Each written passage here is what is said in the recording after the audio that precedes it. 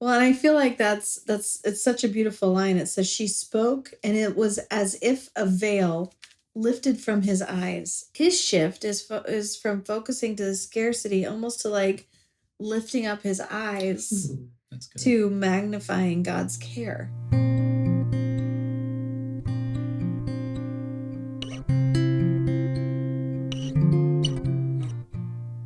Welcome back to the Rooted Minds podcast, where we come together as a family to talk about books and our emotions. And in this season, we've been talking about some very interesting short stories. In this one today, we'll be talking about God Can Never Die by Hans Christian Andersen. Mom's going to lead us. Yeah, this is it's a very short story. A short story. But it just has this like powerful little message. And I think the fact that it is so short like emphasizes that message even further. Yeah. So like it's this little husband and wife in this town where taxes and have gotten higher and just the poverty is increased and it's just hard living basically. And they believe in God, but the husband is falling into despair. And so he's, depressed and just doesn't have like this zeal for life that he used to have. So the wife has this dream that God dies. And so she's telling him all about this dream that God was dead and the angels followed him to his grave. And the husband, it's just like telling him this dream, like sparks something, like this instant reaction from the husband. He says, God can never die. And it's like proclaiming that word, like shifts the atmosphere in their home. And all of a sudden he's like, what am I doing? I'm acting like God's dead because I'm despairing over the poverty and the taxes. Yeah. And yet he can never die. Wow. Wow. So good. So let's talk first. Like this is such a light in the darkness kind of story. Like what do you see in how this story is like shaped and like the scene that is set of despair? Where do you see that? Yeah, well, the reality of the like taxes and the the poverty, like that's a really real kind of darkness. Yeah. And it does have like a genuine, like understandable effect on like weight almost. Yeah. And a lot of times that's partly because like something like this, like where this constant text that they were in, like it's happening to everyone. Yeah. And so it's like not just an individual depression or darkness that's feeding him. It's with like a these blanket lies, that has covered the whole area. Yeah, exactly. And that genuinely is like hard to bear, Well, and if you think about in that kind of scenario, like what they're eating is not as nourishing or filling your physical body. So you've got a whole town of hangry people, that are like operating in this not seeing any light at the end of the tunnel kind of a scenario. Yeah, absolutely. And even just like what causes you to have a dream like this? That like those kinds of dreams are very telling of things that you're feeling. It's not like she just made up a story like, oh, I had a dream. Am I right in that? Like she actually had the dream. And to have a dream like that, it's your body telling you something that you're thinking and feeling in this way that your brain comes up with.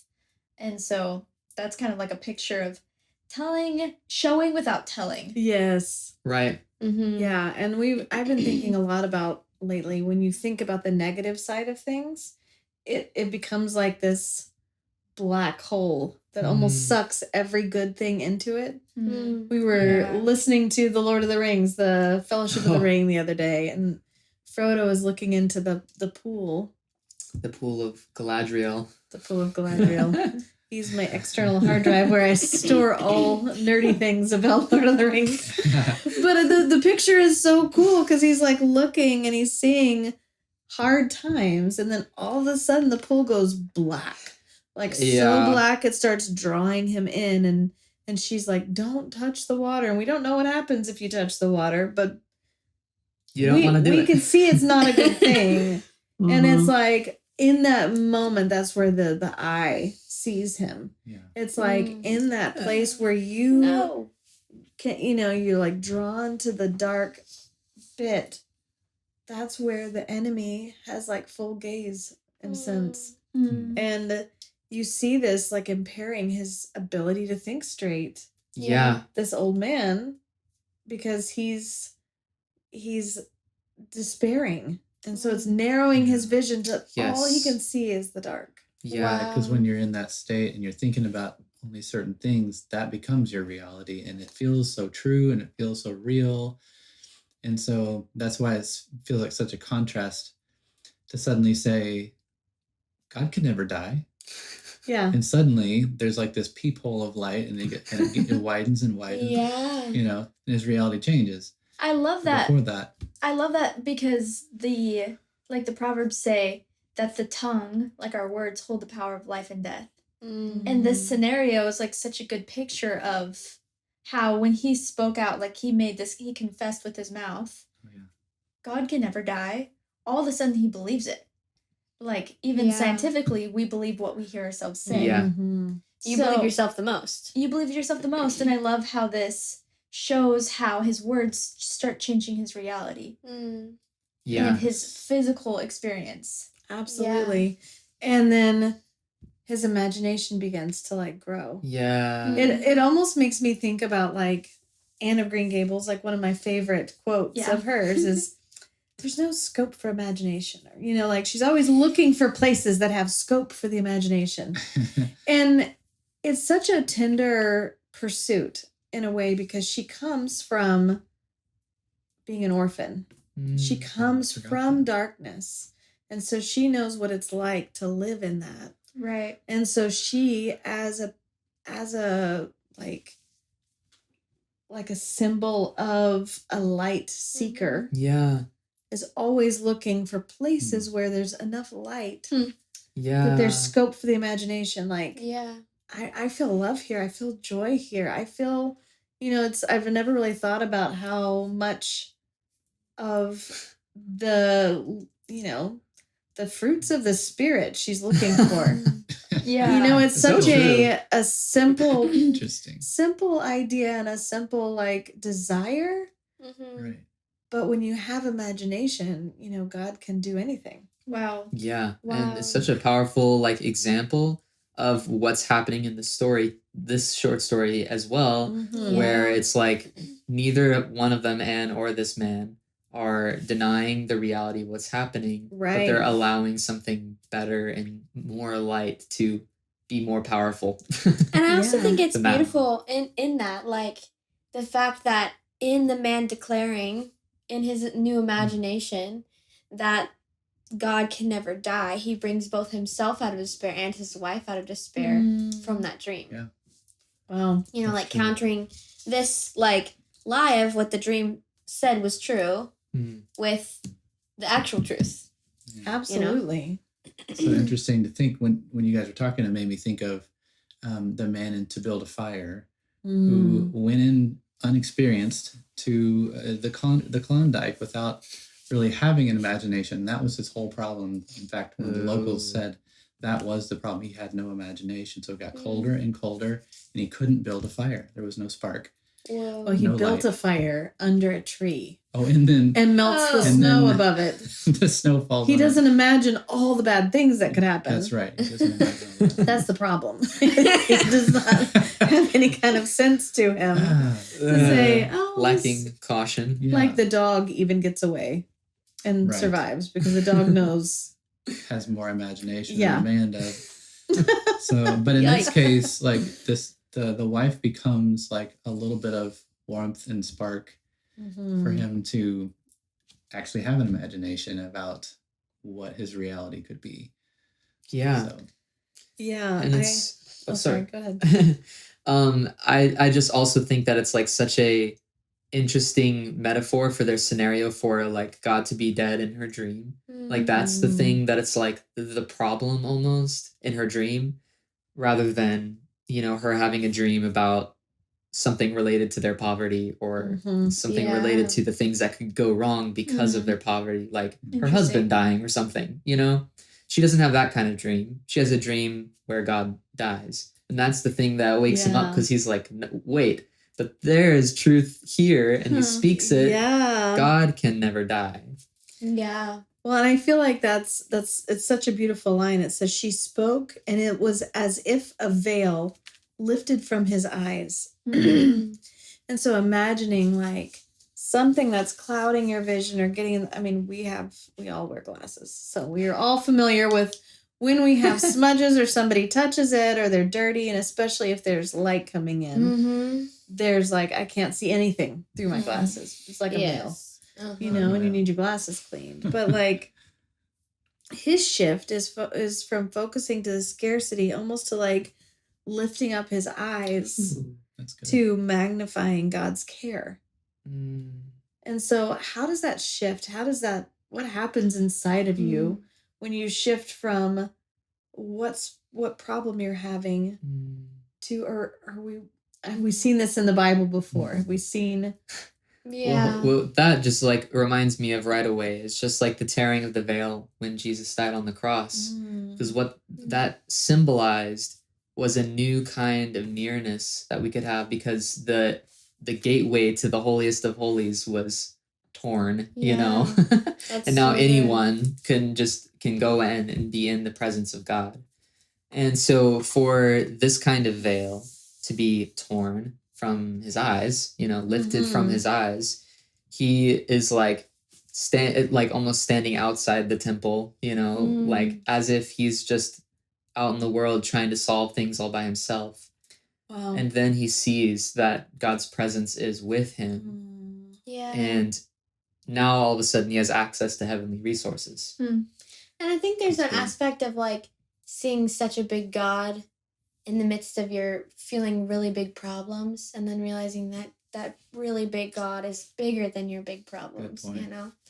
Well, I even think just in that, the commonality here of both scenarios, this man and his poverty and Jesus on the cross, both are connected to suffering.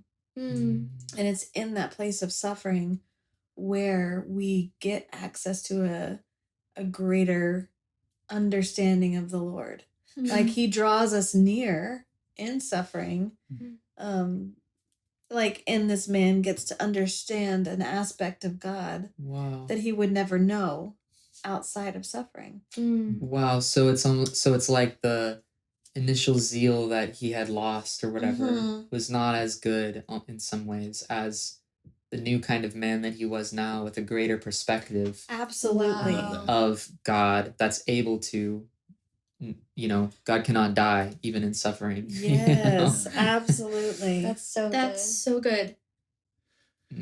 Man. It reminds me some of the story in the New Testament when Jesus opens the eyes of the man born blind. It's a little bit different because this guy had seen before. Yeah. But the man in the scripture in that story hadn't yet. They were both the same grace. They're both the same kindness from the Lord. And so in the case of this guy, it was a remembrance. It was a kind of remembering that happened to him, coming to himself, as you've said before. And, and yet in both cases, they both said, in effect, I was blind. You know, like there was something I wasn't seeing, and now I can. And so both offered just a cool point of grace in a way that, you know, that stories like this help us to see. So, Absolutely. Wow. Yeah, I think there's a sense in which this is, you know, encouraging. I mean, it's not just only a battle of the mind, you know, because there are real struggles, real emotions, real feelings that are gifts of the Lord, to feel, to help draw you to him. But there's also a sense in which we've been talking lately about this idea that, what do you say? You say something like ideas are visitors. ideas, your thoughts and ideas are visitors, and so you can choose whether to believe them or not.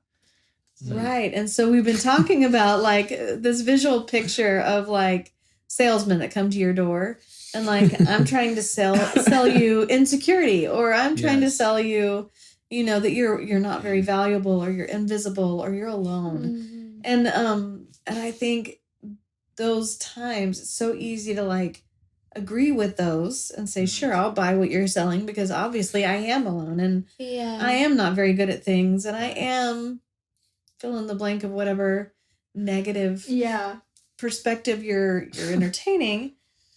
But like in Romans 12, it's wanting us to take every thought captive, Like it says, don't be conformed by this world, but be transformed by the renewal of your mind. And that's such a beautiful picture of what we see here in this story is what does it look like when your mind is renewed to truth? Yeah. And you're finding it That's again. good. And I love that we don't know how long this husband has been in despair, or how long it took him to get to this point, but it only took one moment of truth and That's remembering good too. to like be restored. Yes. Wow. That is so good. And when you focus your mind on the light, then it builds this capacity in yourself to realize that those times of despair and lack, they don't last forever, because we're eternal beings with an eternal Father who loves us very much, Absolutely. who never dies. He doesn't die. Yeah. And I do love this, just like the closing picture is just them like embracing, like they've almost like found a new lease on life. Like they're now joining in this, okay, we're going to go look for the light, even though it's really dark and even though it's really hard. Yeah. But we're together. Yeah. In it. And it's so neat because the woman, the wife here, is experiencing it. It seems like, she at the onset, it seems like that was a clever thing to do. But at the same time, it also seems very genuine on her part. Like what he's saying impacts her, and then how she responds impacts him too. Like somehow God has made us to